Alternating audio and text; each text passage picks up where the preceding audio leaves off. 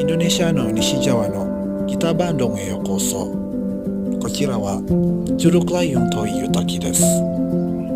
チュルクラユンでは綺麗な景色があります。